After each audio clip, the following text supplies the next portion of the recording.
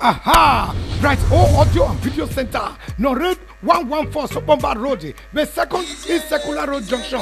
Nuwabe Muladiana. Iziegbe Evbuebo. Walwese. Nuwana gimabe yen. Uswe no besu nugodoni. Omoro to ekata mawe. Egbawo se nulele na. Ima like eh. Leto no fa mu. E de me na we yan gbe mo wa bibo. Hey, na. Dagbe na we le gbe. O ti mo so mi sa bi lo ya do e. Ona e ro ko ta yo. Ìwà mú kí wọ́n sẹ́mi gbọ́dọ̀ gbọ́dọ̀. Ìjà okòwé sọ̀pìà no matter the locality of Iziegbe òbí kọ́ yé yẹn okòwé sọ̀pìà àwọn amáléjì ìrìnà bọ̀ náà ó gbà amáléjì okòwé máléjì òpìà èdè ìrìnà bọ̀ náà dé. Black boy no ma si sa gbogbo ẹ̀ karanja orí àpò. Kémẹ́ iye kwere. Ìyá friend ìwẹ̀ ìyá kan dẹ̀wò. Olúgbẹ́tẹ̀ wọ ọmọ. Ọkọ̀ mọ́ tèmi gbá yín. Bí ẹ kọ́kọ́ gbogbo àtẹnugbẹ̀ yá láti àkọ́wá náà. Gbẹ̀dẹ̀ gbogbo wẹ̀ yá àti náà. Iziegbe Evbuebo. Nana o.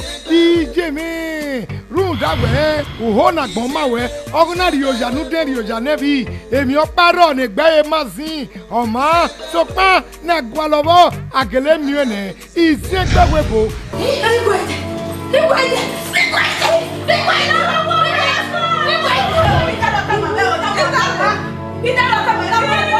Mi ya television me. Are bi ya no we. Ó wá sọ pé mi wọ̀ tí mi ẹ̀ tí mo ká bí a lọ.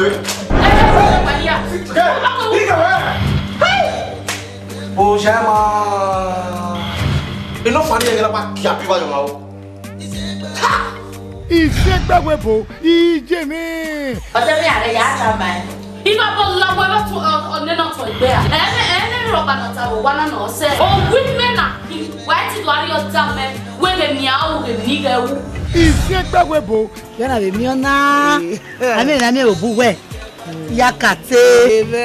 O ebe no. Eni ya no mi Evbuebo. O ma re so gwa na eseti. Ogwe me ni ga mu egbe. Ṣé wọ́n ní ìwà àti bísí wọ́n wá àrí òkú o? Ẹ̀mọ́ tra from Nigeria na dia wọn na. Ìmúlò yọ̀ hún nẹ̀. O wa ya na ga yo ese. Oni o. Omodo, can they do you? Bigbe me can they do omodo that?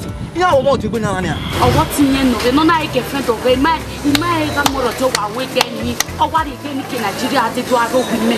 Look man like the raw one with the bar because in Iziegbe you know. I will make it I don't give it them.